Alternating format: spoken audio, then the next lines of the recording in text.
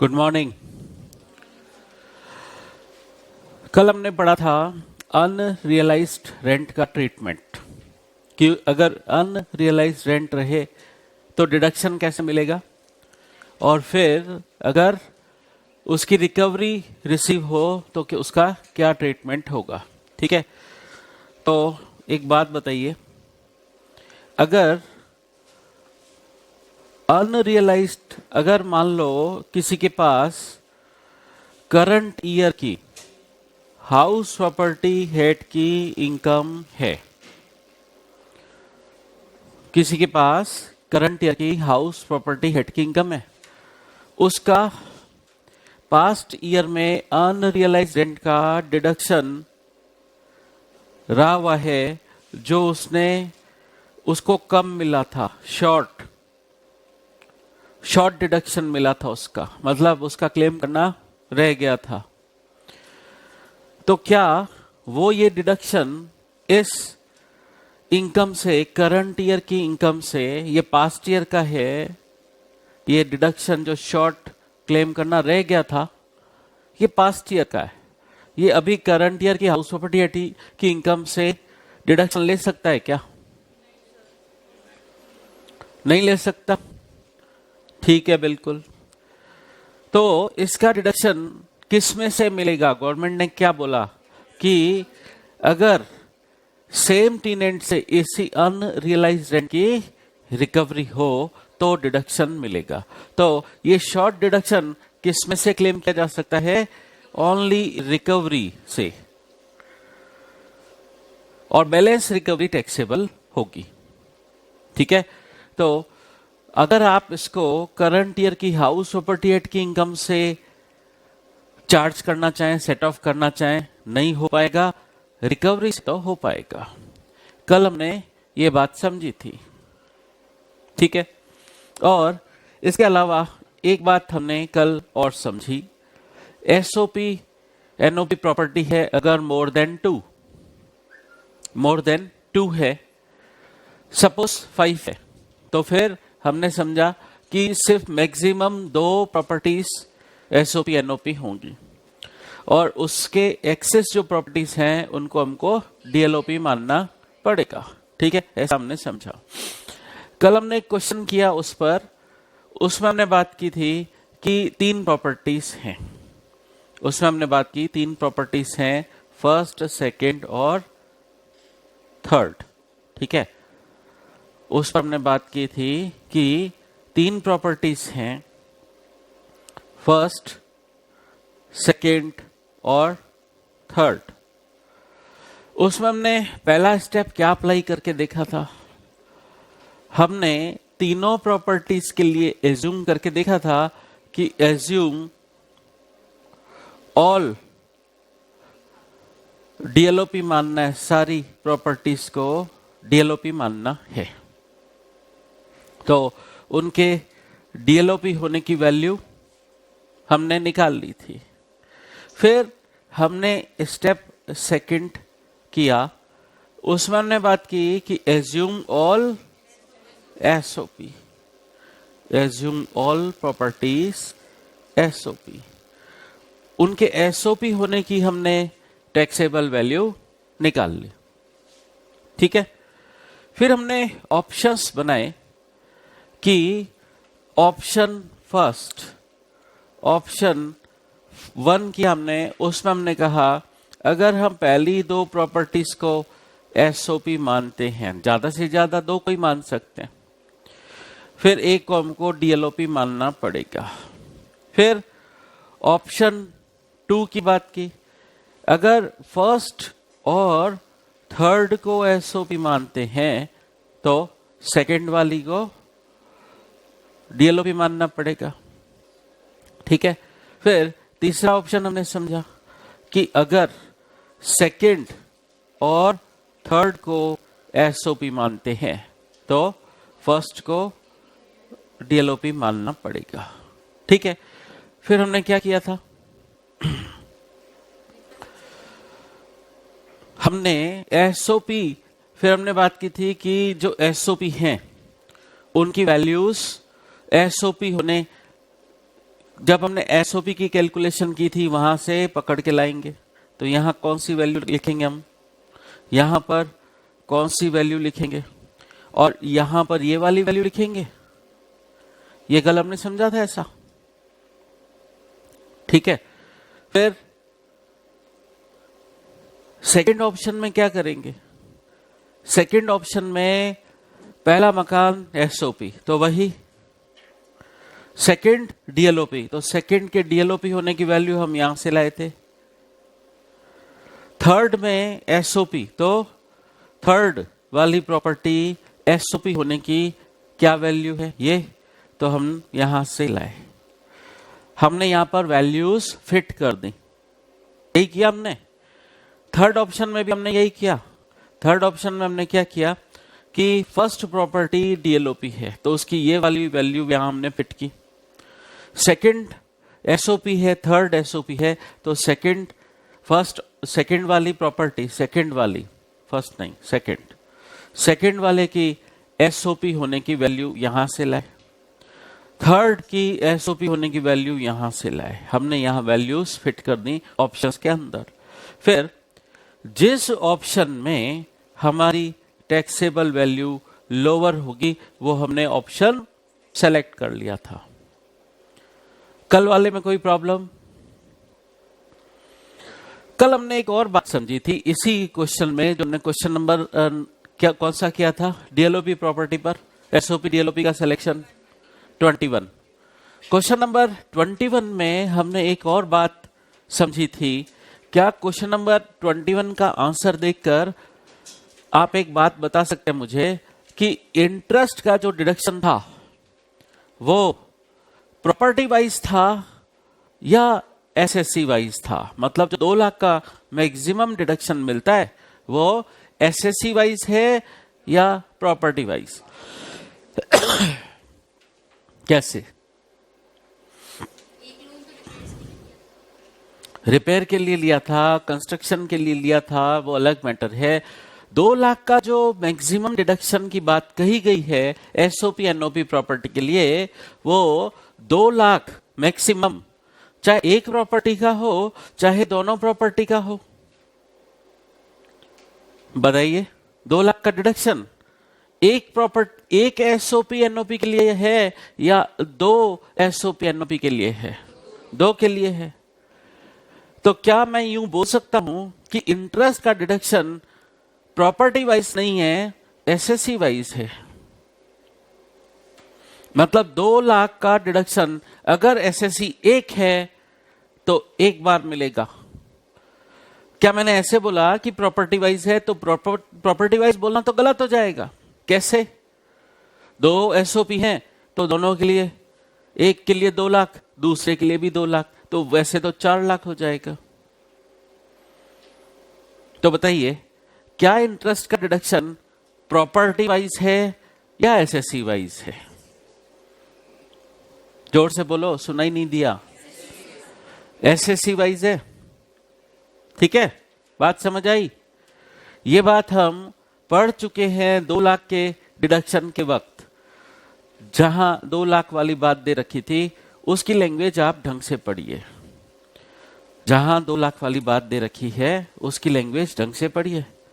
वहां क्या दे रखा है कि ये जो इंटरेस्ट है और एग्रीगेट इंटरेस्ट है, चाहे ये 1 प्रॉपर्टी का है या 2 एसओपी एनओपी का है, 1 एसओपी एनओपी का है या 2 एसओपी एनओपी का है, एक का इंटरेस्ट है या दोनों का मिला के एग्रीगेट, वो या तो 30,000 का अलाउ होगा या 2 लाख का अलाउ होगा। क्या ऐसी बात से साबित नहीं हो जाता कि इंटरेस्ट का डिडक्शन प्रॉपर्टी वाइज नहीं है, एसएससी वाइज है? बताइए, चीज क्लियर है कि नहीं? दोबारा पूछ रहा हूं, इंटरेस्ट का डिडक्शन प्रॉपर्टी वाइज है या एसएससी वाइज है? जो 2 लाख का डिडक्शन है, 30,000 का है, वो एसएससी वाइज है, ठीक है। चलिए, हाउस प्रॉपर्टी हेड में हमने कितने डिडक्शंस पढ़े उनका हम एक चार्ट बना लेते हैं। हाउस प्रॉपर्टी हेड में आपको सिर्फ 3 डिडक्शन मिलते हैं। कौन कौन से मिलते हैं? सबसे पहले म्युनिसिपल टैक्स का डिडक्शन। तो डिडक्शन आपको कौन सा मिलता है, हम एक चार्ट बना लेते हैं।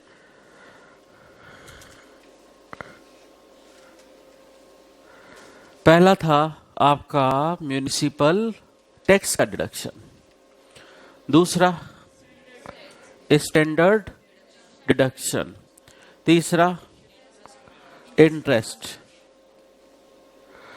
3 डिडक्शन ही मिला करते हैं हाउस प्रॉपर्टी हेड में, और अनरियलाइज रेंट को तो उन्होंने क्या बोला है? एडजस्टमेंट।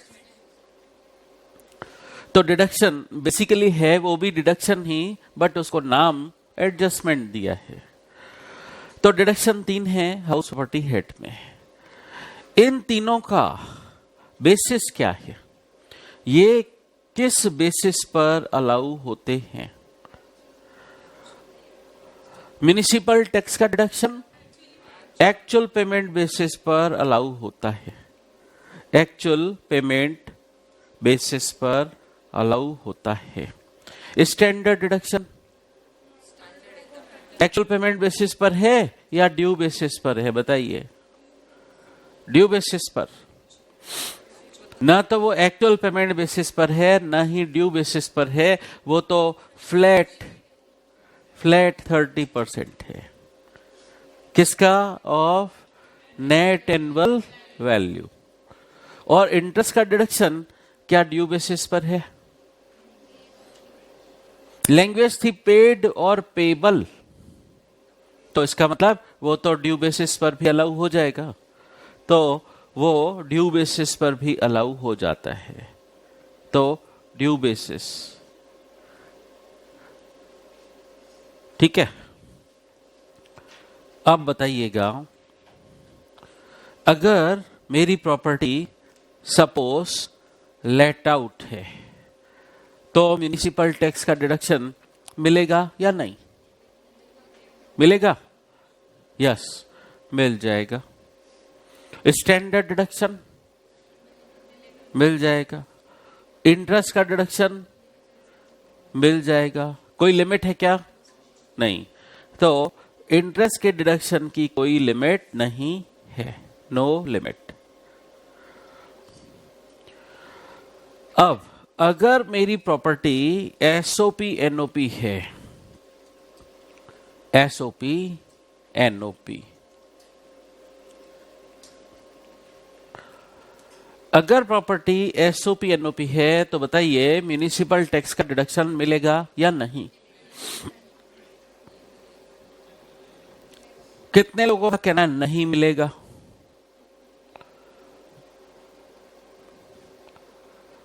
एसओपी एनओपी प्रॉपर्टी पर म्युनिसिपल टैक्स का डिडक्शन नहीं मिलेगा। जिन्होंने हाथ खड़े किए सही किए। क्यों नहीं मिलेगा उसका लॉजिक बता रहा हूं। लॉजिक ध्यान से सुनना। म्युनिसिपल टैक्स वाली बात कौन से सेक्शन में लिखी गई है, देख के बताइए। म्युनिसिपल टैक्स के डिडक्शन की बात कौन से सेक्शन में लिखी गई है? सेक्शन 23 सबसेक्शन 1 में कही गई है। और सेक्शन 23 सबसेक्शन 1 तो एलओपी प्रॉपर्टी की बात करता है, एसओपी एनओपी की नहीं। और एसओपी एनओपी का सेक्शन 23 सबसेक्शन 2 है, उसमें तो बोला एनुअल वैल्यू निल। तो एनुअल वैल्यू का कौन सा क्या मतलब है? वो ग्रॉस एनुअल वैल्यू के बारे में बोल रहे हैं निल की बात, या नेट एनुअल वैल्यू के बारे में बोल रहे हैं? ग्रॉस हो चाहे नेट हो कोई फर्क नहीं पड़ता। तो इसका मतलब एसओपी एनओपी प्रॉपर्टी पर म्युनिसिपल टैक्स का डिडक्शन नहीं मिलता। हम कंक्लूजन्स निकाल रहे हैं प्रोविजंस पढ़ने के बाद। बताइए standard deduction SOP NOP property के रेस्पेक्ट में मिलेगा या नहीं? बताइए, अगर आपकी एनुअल वैल्यू ही निल है, वो चाहे ग्रॉस है चाहे नेट है, जब वो एनुअल वैल्यू ही निल है तो निल का 30% जब निकालोगे तो वो निल ही होगा। तो मिला कि नहीं? नहीं मिला। अब इंटरेस्ट का डिडक्शन एसओपी एनओपी प्रॉपर्टी पर मिलेगा या नहीं? मिलेगा, यस, बट उसकी लिमिट है, वो एक लिमिट तक ही अलाउ होगा। तो हमने पढ़ी थी जनरल लिमिट। जनरल लिमिट क्या थी? 30,000। और एनहांस्ड लिमिट पढ़ी थी। एनहांस्ड लिमिट कितनी? 2 लाख। और ये जो लिमिट है वो प्रॉपर्टी वाइज है क्या? प्रॉपर्टी वाइज है क्या? नहीं, एसएससी वाइज है।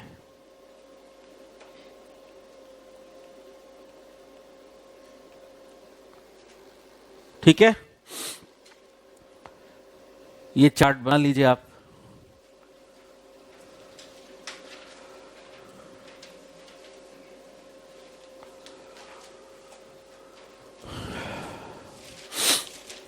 फटाफट लिखिए। एसएससी वाइज कैसे है? जो 30,000 और 2 लाख वाली बात दे रखी है वो कौन सी सेक्शन में दे रखी है? सेक्शन 23 सब सेक्शन 2 में, कि अगर आपकी प्रॉपर्टी एसओपी एनओपी है तो आपको मैक्सिमम 30,000 या 2 लाख का इंटरेस्ट का डिडक्शन मिलेगा। वहां क्या बात दे रखी है? इंटरेस्ट और aggregate interest in respect of 2, in respect of 1 और 2 एसओपी एनओपी। मतलब वो 2 लाख का इंटरेस्ट का डिडक्शन जरूरी नहीं है एक प्रॉपर्टी का है, एक एसओपी एनओपी का है, वो 2 एसओपी एनओपी का भी हो सकता है। इसका मतलब एक एक प्रॉपर्टी पर तो वो इंडिविजुअली 2 लाख नहीं है, तो मतलब इंटरेस्ट का डिडक्शन प्रॉपर्टी वाइज नहीं है। तो कैसे हुआ? SSC wise. एसएससी एक है तो उसे जैसे 2 लाख का डिडक्शन है सपोज, तो 2 लाख का डिडक्शन एक बार ही मिलेगा क्या? दोनों प्रॉपर्टीज के लिए अलग अलग मिलेगा? 2 एसओपी एनओपी हैं तो एक के लिए 2 लाख, दूसरे के लिए 2 लाख, क्या ऐसे होगा? नो। तो प्रॉपर्टी वाइज तो नहीं हुआ, तो एसएससी वाइज हुआ। एक एसएससी है तो 2 लाख का डिडक्शन भी एक बार ही में ही मिलेगा। समझे बात?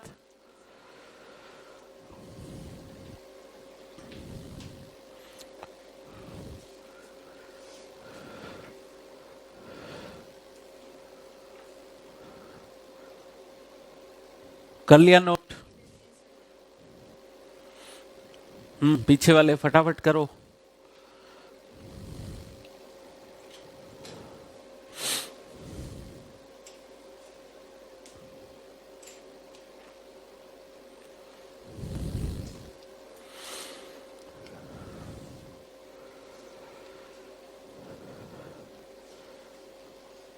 हो गया? आगे बढ़े। चलिए आज कुछ नई बात समझते हैं।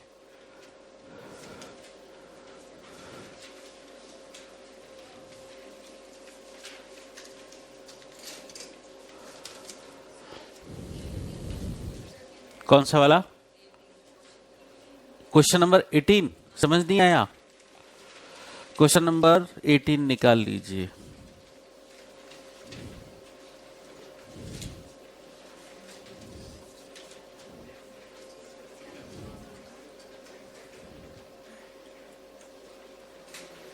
क्वेश्चन नंबर 18 में प्रॉब्लम है, इसको डिस्कस कर लेते हैं। Mister Aman has 1 house property in Delhi. उसके पास एक ही मकान है, 1। ही stays with his family in this house, मतलब ये एसओपी है। The rent of similar property in the neighbourhood, इसको हम बोलते हैं फेयर रेंट। म्युनिसिपल वैल्यू भी दे रखी है, ये आपकी म्युनिसिपल वैल्यू। म्युनिसिपल टैक्स 5,000 है, 5,000 है, पेड कर दिया है, और इसमें 2,000 तो अर्लियर ईयर का शामिल है, तो डिडक्शन कितना मिलेगा? 5,000 का मिलेगा। The house is constructed in year 1997, loan 12 lakh से इस प्रॉपर्टी का कंस्ट्रक्शन हो चुका है 1997 में। लोन एसबीआई से, स्टेट बैंक ऑफ इंडिया से लिया गया था।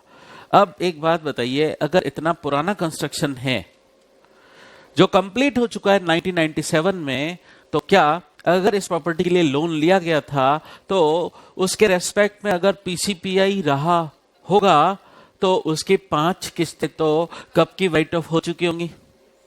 जिस साल परचेस कंस्ट्रक्शन कंप्लीट हुआ उस साल से पहली किस्त की छूट मिली होगी। तो 1997 में कंस्ट्रक्शन कंप्लीट हो गया था, तो इसका मतलब अभी 2021 में तो क्या होगा? 5 किस्तें कब की खत्म हो चुकी होंगी।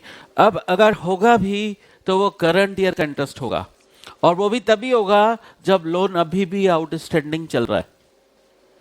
इसका मतलब पॉसिबिलिटी किस चीज की बन रही है कि पीसीपीआई नहीं होगा, अगर हो सकता है तो ज्यादा से ज्यादा करंट ईयर का इंटरेस्ट हो सकता है। ठीक है, म्युनिसिपल टैक्स पेड हो गया है इस मकान का। ठीक है, फिर आगे क्या बोल रहे हैं? During the year 21-22, the SSC refunded 2,36,000, which includes 1,69,000 as current year interest. तो बताइए, जब आप लोन रीपे करते हो तो लोन की इंस्टॉलमेंट का पेमेंट करते हो। इंस्टॉलमेंट के अंदर 2 पोर्शन होते हैं, एक होता है प्रिंसिपल अमाउंट और एक होता है इंटरेस्ट। क्या हाउस प्रॉपर्टी हेड में आपको प्रिंसिपल पे करने का डिडक्शन मिलता है क्या? नहीं, नहीं मिलता। इंटरेस्ट का ही मिलता है। तो आपने टोटल इंस्टॉलमेंट चुकाई 2,36,000, इसमें इंटरेस्ट 1,69,000 शामिल है, मतलब बाकी का क्या रहा होगा? प्रिंसिपल रहा होगा बाकी का।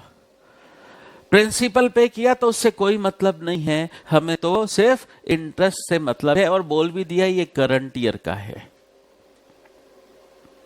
ठीक है, अब चूंकि आपकी प्रॉपर्टी एसओपी है, तो अभी मैंने बताया कि फेयर रेंट वगैरह ये सारी इंफॉर्मेशन, म्युनिसिपल टैक्स वगैरह ये सारी इंफॉर्मेशन हमें चाहिए होती है ग्रॉस एनुअल वैल्यू निकालने के लिए, इसी के लिए चाहिए होती है। जबकि एसओपी प्रॉपर्टी के लिए तो एनुअल वैल्यू सीधे ही हमने ले सकते हैं। तो इसका मतलब ये जो भी फेयर रेंट बोल रखा था, म्युनिसिपल वैल्यू बोल रखी थी, इररिलेवेंट इंफॉर्मेशन है। वो तो लेट आउट प्रॉपर्टी के कनेक्शन में चाहिए होती है ग्रॉस एनुअल वैल्यू निकालने के लिए। हमारी प्रॉपर्टी तो यहां पर एसओपी है, उसकी एनुअल वैल्यू तो हम सीधे सीधे निल ले सकते हैं, तो हमने निल ले ली बस। तो फेयर रेंट, म्युनिसिपल टैक्स वगैरह जितनी भी इंफॉर्मेशन थी क्वेश्चन में वो इररिलेवेंट है। बात समझे? और आज ही हमने बात की कि अगर आपकी प्रॉपर्टी एसओपी है तो म्युनिसिपल टैक्स का भी डिडक्शन नहीं मिलेगा। अभी बात की कि नहीं? तो ये म्युनिसिपल टैक्स का भी डिडक्शन नहीं मिलेगा, सीधे हम एनुअल वैल्यू निल ले लेंगे, और निल का 30% स्टैंडर्ड डिडक्शन निल। तो क्या मैं सीधे सीधे ऐसे बोल सकता हूं क्या कि एसओपी एनओपी प्रॉपर्टी पर एनुअल वैल्यू निल, डिडक्शन के नाम पर सिर्फ इंटरेस्ट का डिडक्शन मिलता है और उसकी भी लिमिट है? तो सिर्फ मैंने इंटरेस्ट लेस किया। अब एक मुद्दा और, इंटरेस्ट कितना है एक्चुअल? 1,69,000। प्रॉपर्टी का कंस्ट्रक्शन 1997 में कंप्लीट हो चुका है लोन के पैसे से, तो इसका मतलब लोन तो 1997 से पहले लिया गया होगा। 2 लाख इंटरेस्ट का डिडक्शन तब मिलता है if the loan is taken on और आफ्टर 1 अप्रैल 99। तो चूंकि कंस्ट्रक्शन ही 97 में कंप्लीट हो चुका है, तो इसका मतलब तो लोन तो उससे भी पहले लिया गया होगा। तो फिर उस सिचुएशन में आपको इंटरेस्ट के लिए जनरल लिमिट 30,000 ही अलाउ होगी।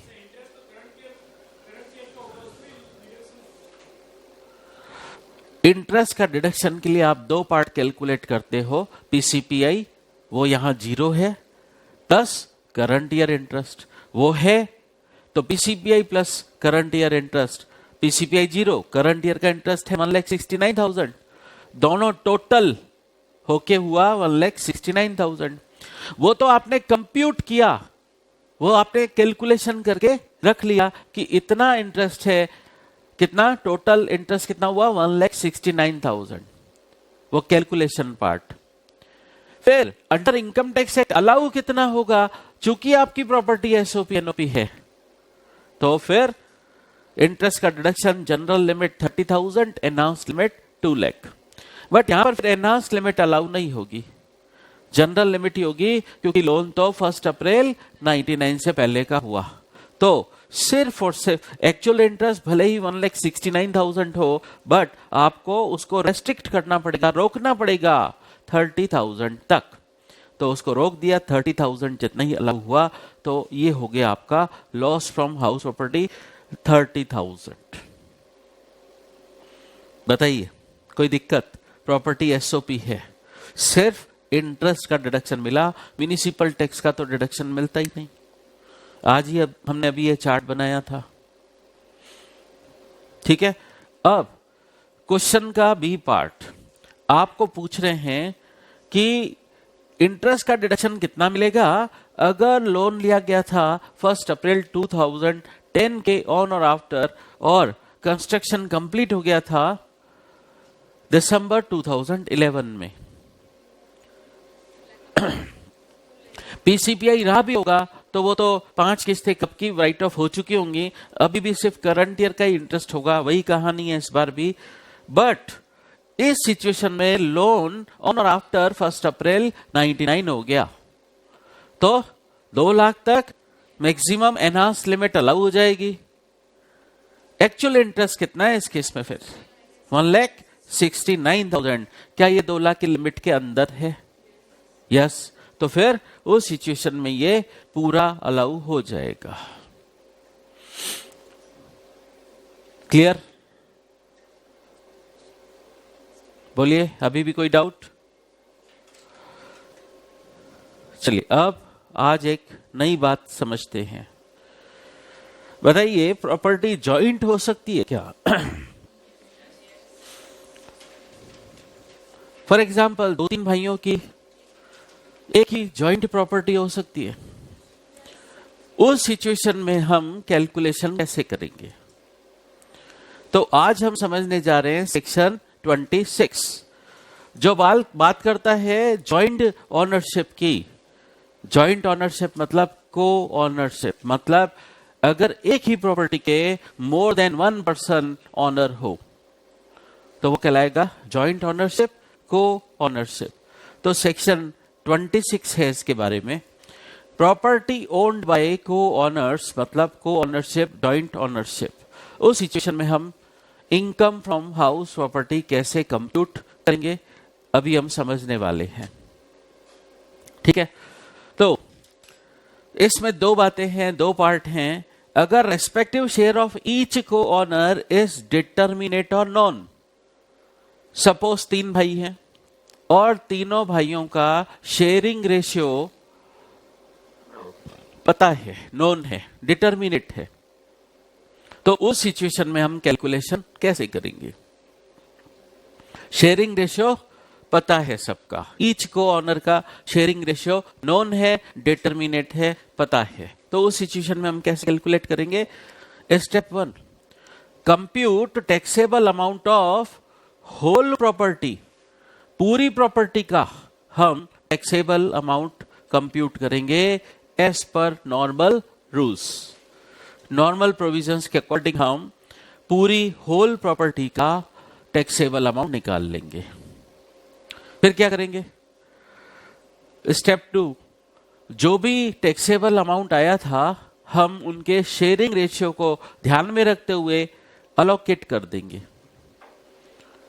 तो मैं क्या कह रहा हूं कि वो होल प्रॉपर्टी की इनकम फ्रॉम हाउस प्रॉपर्टी निकाल लो और फिर उस इनकम फ्रॉम हाउस प्रॉपर्टी को तीनों में अलोकेट कर दो उनके शेयरिंग रेशियो के मुताबिक, ठीक है।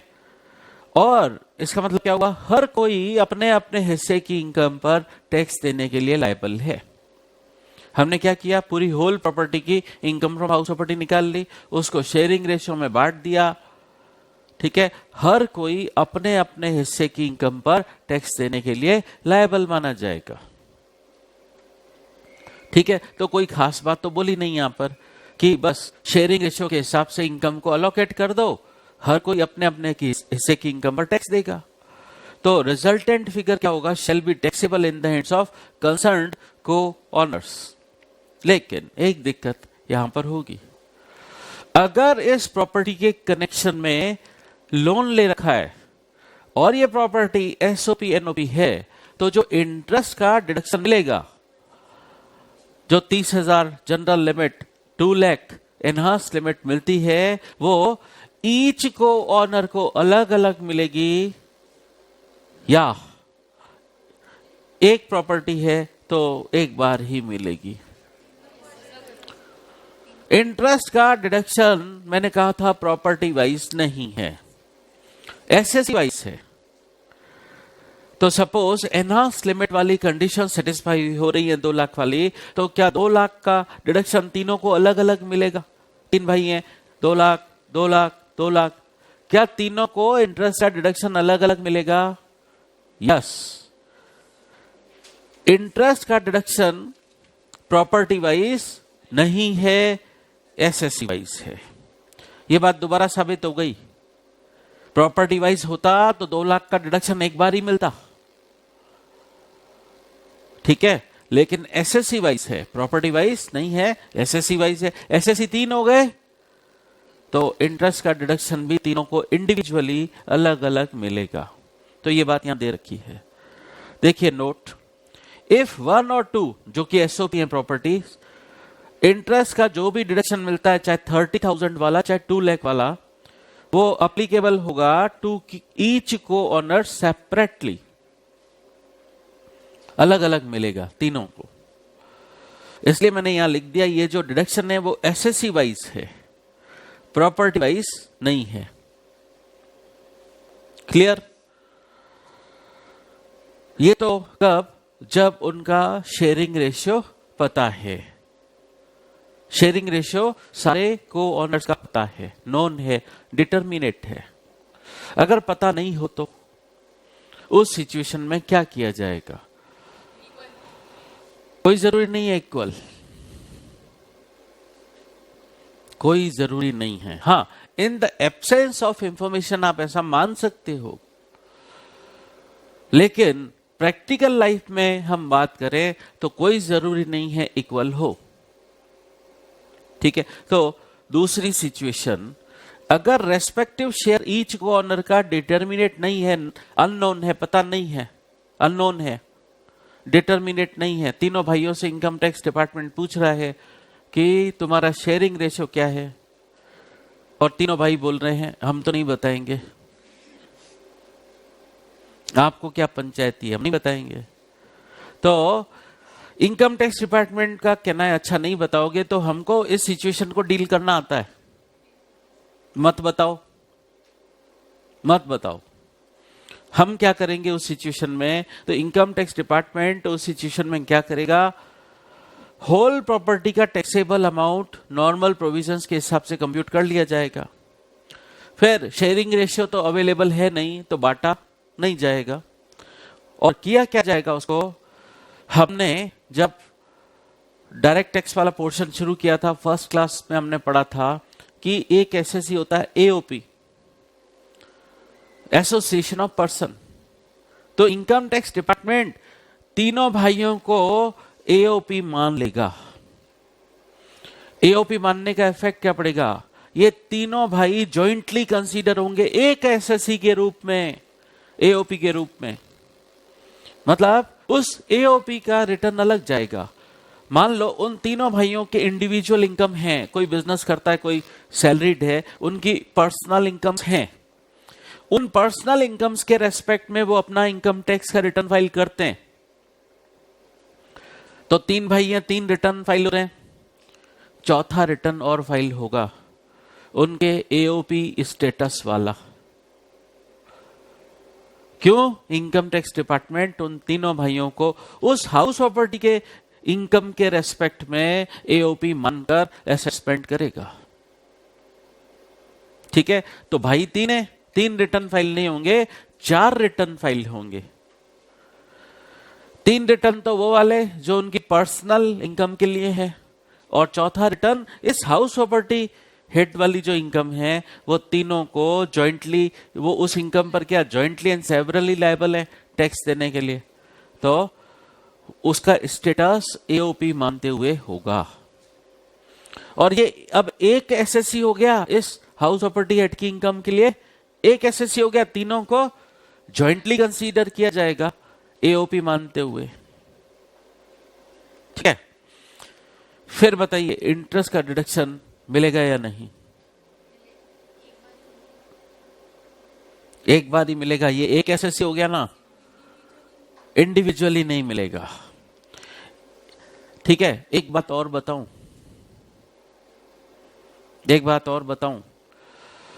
अगर इनका ये जो 2 लाख का वाला डिडक्शन है, मेरे को एक बात बताइए, आप अगर ये एओपी के स्टेटस में टैक्सेबल है इनकम, मान लो ये मकान इनका एसओपी एनओपी है,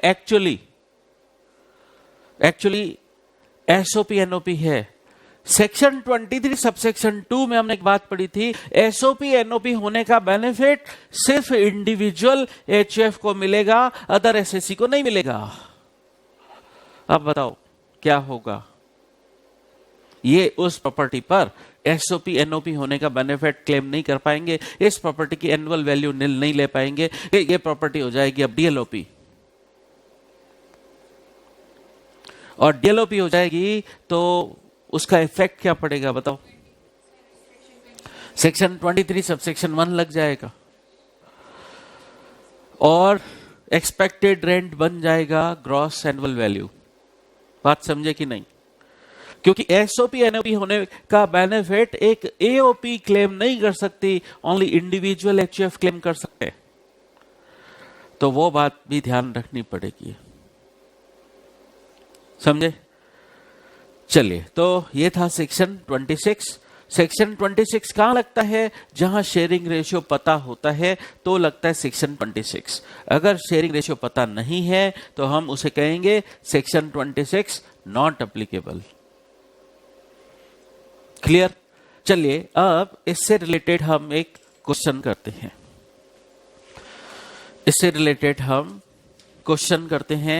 क्वेश्चन बैंक में आ जाइए।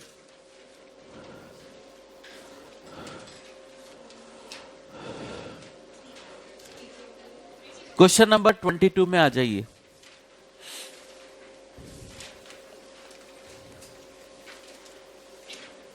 Question number 22।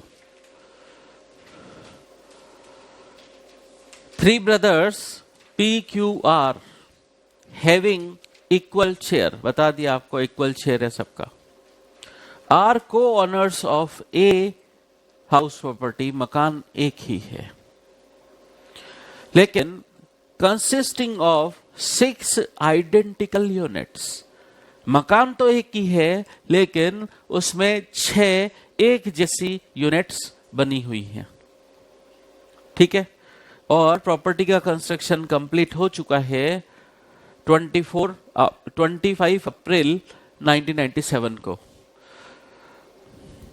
क्लियर कर दूं कि क्वेश्चन में जब भी आपको बहुत पुरानी कंस्ट्रक्शन कंप्लीशन डेट दें तो इसका इम्प्लाइड मीनिंग है कि अगर इस प्रॉपर्टी के लिए लोन लिया गया होगा तो इसके पीसीपीआई की 5 किस्तें कब की खत्म हो चुकी होंगी। अब इसी बात को मैं शॉर्ट में बोलता हूं, अगर old construction completion date indicates that PCPI expired,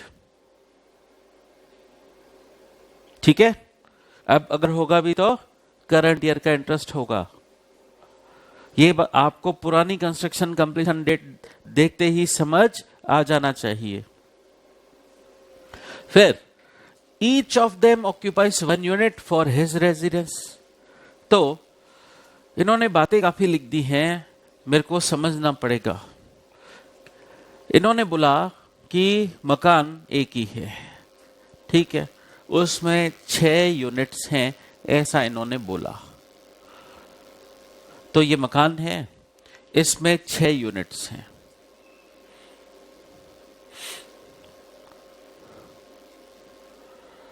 6 units हो गई। अब आगे क्या बोल रहे हैं? Each of them occupies 1 unit for his residence. सबका इक्वल शेयर है, 3 भाई हैं PQR, सबका इक्वल शेयर है और टोटल यूनिट्स हैं 6। तो सबके हिस्से एक के हिस्से कितनी यूनिट्स आएंगी? 2 यूनिट्स आएंगी एक के हिस्से। तो इसका मतलब ये 2 मैं मान लेता हूं P की, ये 2 Q की और ये 2 मैं मान लेता हूं R की। ऐसा होगा। फिर उसमें भी बोला ईच ऑफ देम, सबके हिस्से जो 2 यूनिट्स हैं उसमें से भी एक वो अपने ओन रेजिडेंस के लिए काम में लेते हैं। तो इसका मतलब हर कोई अपने अपने हिस्से की एक यूनिट सेल्फ ऑक्यूपाइड रखे हुए है। तो ऐसे हो गया क्या? ठीक है यहां तक। फिर आगे क्या बोला? And the other 3 units are let out की हुई हैं एट ए रेंट ऑफ ₹5,000। 5,000 के आगे की लैंग्वेज पर मंथ और पर यूनिट। 5,000 पर मंथ है और पर यूनिट है। तो इसका मतलब यह हुआ कि हर कोई अपने अपने एक यूनिट SOP रखता है और एक लेट आउट किए हुए है। ऐसा हो गया क्या? फिर म्युनिसिपल वैल्यू वो तो पूरी हाउस प्रॉपर्टी की दे रखी है 3 लाख और म्युनिसिपल टैक्सेस है 40% ऑफ सच म्युनिसिपल वैल्यू। इतना भी बोल देते 40% है तो वो 40% हम कैलकुलेट तो म्युनिसिपल वैल्यू पर ही करते। तो कितना हो गया म्युनिसिपल टैक्स? 3 लाख का 40% कितना हुआ? 1,20,000 हो गया। और ये बोल रहे पेड हो गया है तो क्या डिडक्शन मिल जाएगा? बट एक बात बोलूं, म्युनिसिपल टैक्स का डिडक्शन अगर आपकी प्रॉपर्टी LOP है तो मिलेगा। LOP है तो मिलेगा और अगर SOP NOP हुई तो नहीं मिलेगा। तो अब इस मकान में जितना SOP पोर्शन है नहीं मिलेगा। तो क्या मैं यूं बोल दूं कि म्युनिसिपल टैक्स का डिडक्शन 50% ही मिलेगा? एक बार इस स्ट्रक्चर को देखो जो मैंने बनाया हाउस प्रॉपर्टी एक्ट का। ये इस हाउस प्रॉपर्टी का स्ट्रक्चर जो मैंने बनाया उसका कंक्लूजन में निकालता हूं। मेरे को लगता है कि ये हाउस प्रॉपर्टी जो है 50% SOP है और 50% LOP है। क्या ऐसा है? बताइए ऐसा है कि नहीं? ये 50% SOP है और 50% LOP है। तो बताइए जो म्युनिसिपल टैक्स का डिडक्शन है, म्युनिसिपल टैक्स 1,20,000 है टोटल, तो LOP प्रॉपर्टी से रिलेटेड जो जितने हैं वो अलाउ हो जाएंगे 60,000 50%। जो SOP प्रॉपर्टी से रिलेटेड म्युनिसिपल टैक्स हैं वो अलाउ नहीं होंगे। आज ही हमने चार्ट बनाया, उसमें हमने समझा कि म्युनिसिपल टैक्स अगर SOP NOP प्रॉपर्टी के रेस्पेक्ट में है तो डिडक्शन नहीं मिलता है। तो या क्या मैं ऐसा बोल सकता हूं कि म्युनिसिपल टैक्स का डिडक्शन 50% ही मिलेगा जितना वो let out property let out portion के कनेक्शन में है? इस बात का भी ध्यान रखना पड़ेगा। फिर रेंट रिपेयर अदर एक्सपेंस दे रखे हैं मेरे को। क्वेश्चन में कई बार फर्जी इंफॉर्मेशन भी देंगे, इररिलेवेंट इंफॉर्मेशन भी देंगे कंफ्यूज करने के लिए। ठीक है, कंफ्यूज करने के लिए कुछ इंफॉर्मेशन आपको ऐसे ही दे दी जाएंगी जो क्वेश्चन की लेंथ बढ़ाने में काम आएंगी। हाँ क्वेश्चन बड़ा देखे बट देखेंगे क्वेश्चन में कुछ सामान ही नहीं है। रिपेयर का खर्चा irrelevant information, house property act में इसका डिडक्शन मिलता ही नहीं है। कलेक्शन चार्जेस नहीं मिलता डिडक्शन, इंश्योरेंस प्रीमियम नहीं मिलता। तो टोटली ये फर्जी इंफॉर्मेशन देखना भी नहीं है। हाँ इंटरेस्ट का डिडक्शन मिलता है और इंटरेस्ट लिया गया है फॉर कंस्ट्रक्शन के लिए 1,20,000। अब आगे क्या बोल रहे हैं, one of the let out units remained vacant. Let out unit 3 है क्या इस मकान में? 3 है, उसमें से बोल रहे हैं कोई एक वैकेंट रही थी 3 महीने। ये नहीं बताया कि मिस्टर पी वाली, मिस्टर क्यू वाली या मिस्टर आर वाली, कौन सी वाली लेट आउट यूनिट, ये नहीं बताया। किसकी, पी की, क्यू की, आर की, ये नहीं बताया। बताने की जरूरत है क्या? प्रोविजन कहता है शेयरिंग रेशियो पता है तो होल प्रॉपर्टी का टैक्सेबल अमाउंट निकाल लो और फिर उनको शेयरिंग रेशियो में बांट दो। ठीक है, तो किसी की भी हो ये लेट आउट यूनिट वैकेंट रही, सपोज मैं ए की मान लेता हूं, नहीं मिस्टर पी की मान लेता हूं कि ये 2 महीने वैकेंट रही है। ठीक है, चलिए अब आगे एक बात और बोल रहे हैं, mister P could not occupy his unit for 6 months as he was transfer to Mumbai. Mumbai गया वो 6 महीने के लिए और ये अपनी यूनिट ऑक्यूपाई नहीं कर पाया। कौन सी वाली के लिए बोल रहे होंगे? एसओपी वाली के लिए। तो 6 महीने के लिए वो ये एसओपी यूनिट, मतलब 6 महीने तो रहा होगा, 6 महीने नहीं रहा, तो 6 महीने ये मुंबई चला गया और इसका और कोई मकान नहीं है। तो मुंबई में मकान नहीं होगा, यहां मकान है तो और कोई मकान नहीं है, मतलब क्या यही मकान है, मुंबई में मकान नहीं है उसका।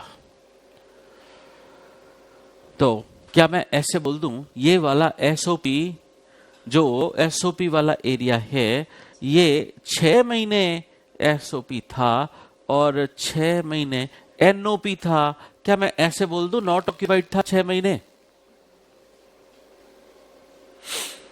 आपने देखा स्टोरी में कितने ट्विस्ट है।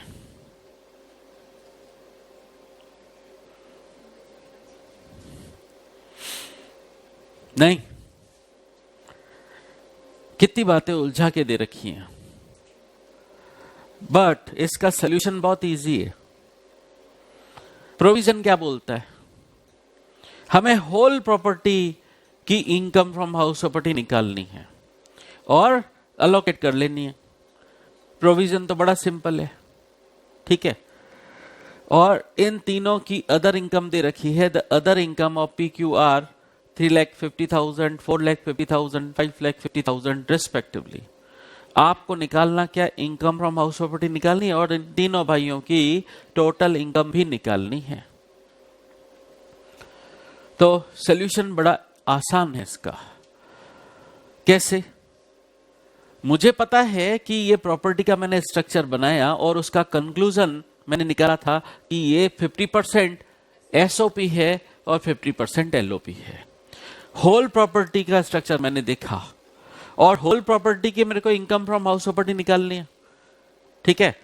तो होल प्रॉपर्टी का स्ट्रक्चर कैसा है, ये 50% एसओपी है। देखिए ये एसओपी रही हो, मिस्टर पी वाला पोर्शन 6 महीने एसओपी था, 6 महीने एनओपी था, एसओपी था, एनओपी था, कोई फर्क पड़ता है क्या? एसओपी एनओपी का तो सेक्शन एक ही है, एनुअल वैल्यू निल, बात खत्म, ठीक है। हाँ, तो ओवरऑल स्ट्रक्चर क्या है, 50% एसओपी, 50% एलओपी। तो मुझे होल प्रॉपर्टी की कैलकुलेशन करनी है। तो जो 50% एलओपी पोर्शन है, एलओपी पोर्शन के लिए मेरे को क्या क्या चाहिए होता है, क्या क्या चाहिए होता है? फेयर रेंट चाहिए होता है। अब मेरे पास फेयर रेंट है क्या, बताइए? क्वेश्चन में मेरे को कहीं फेयर रेंट नहीं दिया, लेकिन मैंने एक बात बताई आपको कि अगर फेयर रेंट नहीं दे रखा होता है तो actual rent per month multiplied by 12 months में be taken as fair rent. Actual rent जितना है उसको 12 मंथ से मल्टीप्लाई कर दे तो फेयर रेंट आप मान सकते हैं। तो मान लें क्या यहां पर फेयर रेंट, जो लेट आउट पोर्शन है उसका किराया कितना था, 5,000, वो 1 यूनिट का था, 3 यूनिट है और एक मिनट, पहले महीनों का इफेक्ट दे देता हूं। 1 महीने का तो 12 महीने का, और वो 1 यूनिट का है तो 3 यूनिट्स का कितना हो गया? 1,80,000। बहुत ही आसान है। और म्यूनिसिपल वैल्यू आपको पूरे मकान की दे रखी है, कितनी है वो? 3 लाख है। ये 50% पोर्शन है ना एलओपी, तो आधे मकान की क्या होगी म्यूनिसिपल वैल्यू? 1,50,000। जेड वैल्यू क्या होगी बताओ? 1,80,000। जेड वैल्यू के बाद क्या करते हो? Standard rent. यहां पर है क्या? नहीं है। ये जेड वैल्यू ही बन जाएगी एक्सपेक्टेड रेंट। एक्चुअल रेंट है क्या? एक्चुअल रेंट तो देखो यही हुआ 5,000 इंटू 12 महीने, लेकिन उसमें बोला 1 यूनिट का 3 महीने वैकेंट रही। एक्चुअल रेंट सिर्फ एक्चुअली लेट आउट पीरियड का लेंगे, एक्चुअली लेट आउट प्रॉपर्टी का लेंगे। तो क्या मैं सीधे 1,80,000 ले लूं? 1,80,000 मिलना चाहिए था, लेकिन वो 5,000 1 यूनिट का 3 महीने का नहीं मिला। बोलो, वो अनरियलाइज्ड नहीं है, प्रॉपर्टी लेट आउट ही नहीं थी। बात समझे कि नहीं? तो एक्चुअल रेंट आ जाएगा क्या? बोलो, एक्चुअल रेंट कितना है आपका? 1,65,000। एक्चुअल रेंट कम है। क्यों कम है? Due to vacancy. Actual rent कम है ड्यू टू वैकेंसी। एक आप क्रॉस चेक भी कर लो इसको। 1,80,000 एक्सपेक्टेड रेंट को डिवाइड बाय 12 करके बताओ तो क्या बनता है? पर मंथ बेसिस पे लाके भी दो, देखो कितना?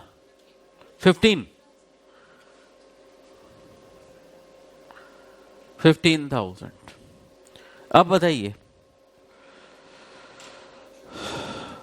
अगर आप ये तो क्या पूरे 3 यूनिट्स का है ना जो लेट आउट थी 15,000, तो एक ही यूनिट का कितना हुआ? जब तीनों लेट आउट यूनिट्स का 15,000 है, एक यूनिट का 5,000, तो एक यूनिट का एक्चुअल भी 5,000 है और एक्सपेक्टेड भी 5,000 ही है।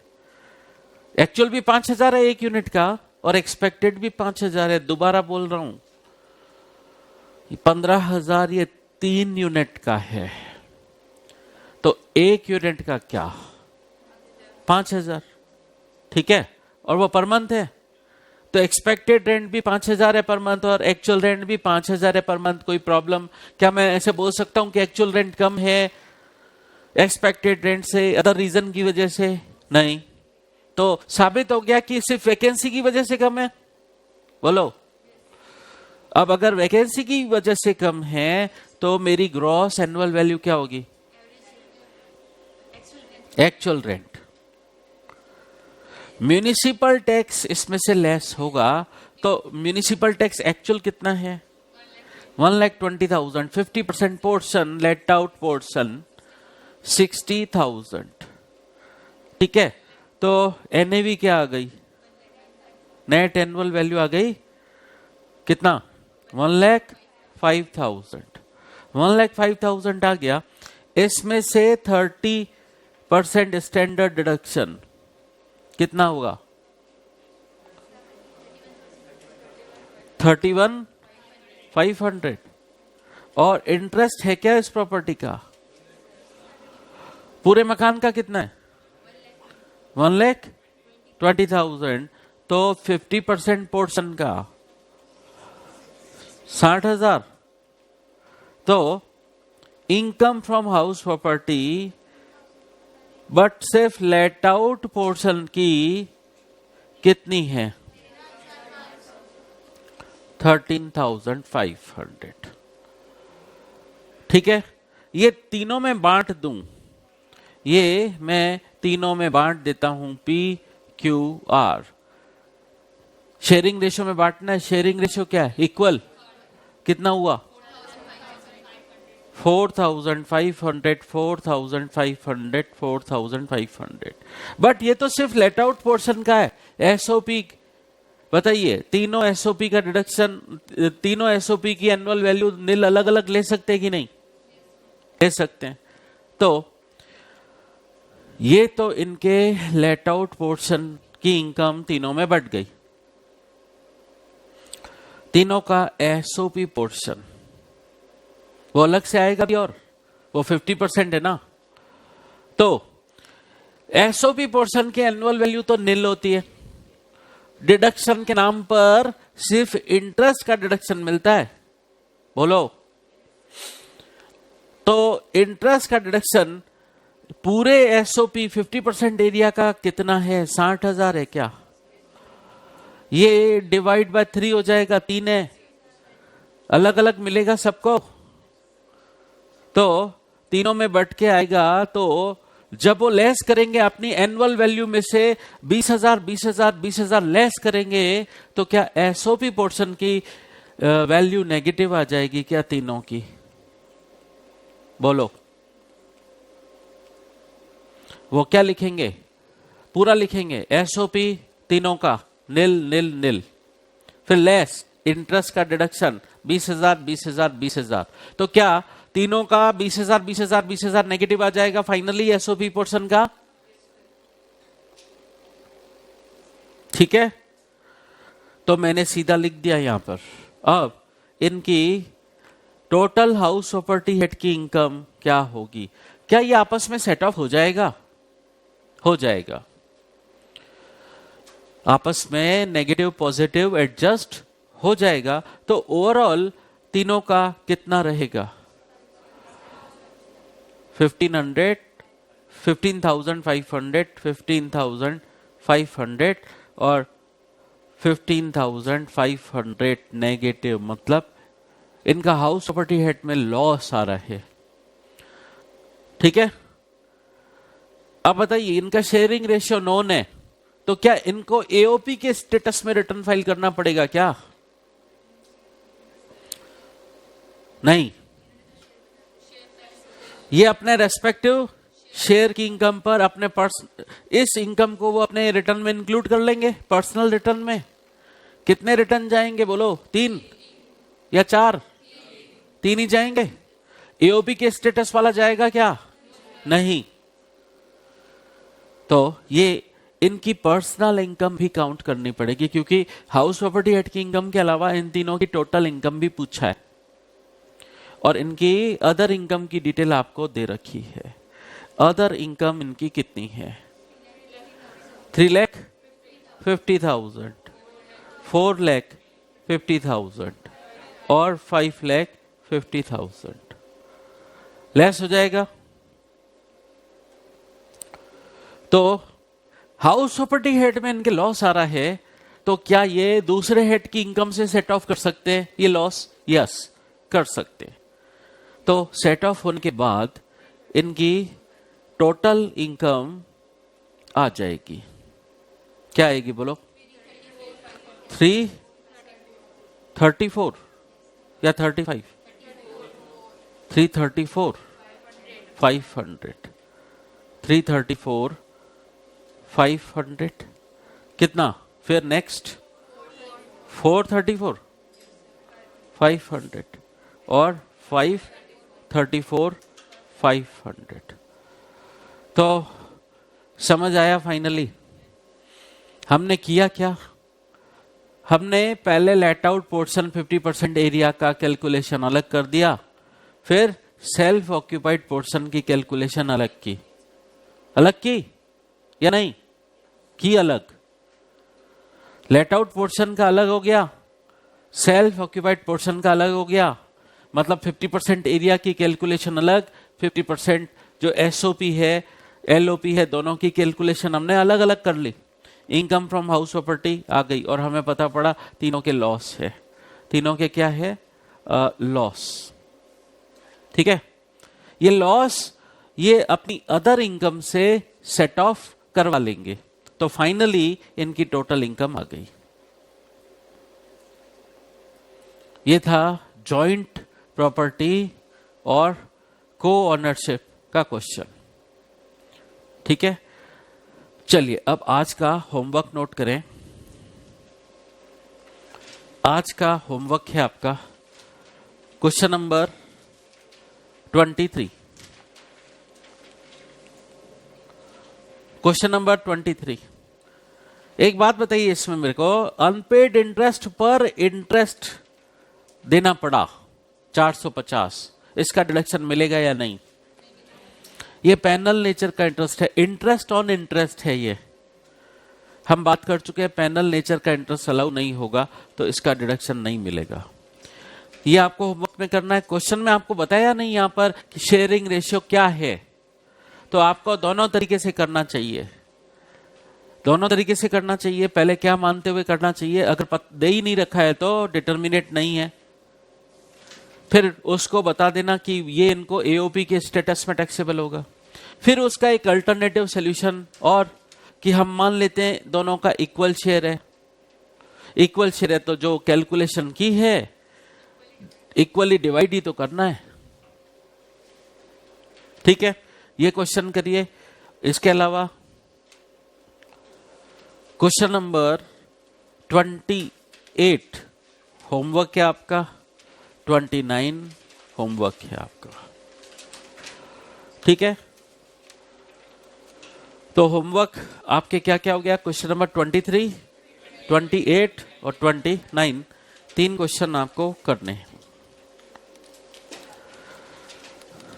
तो आज की क्लास में इतना ही।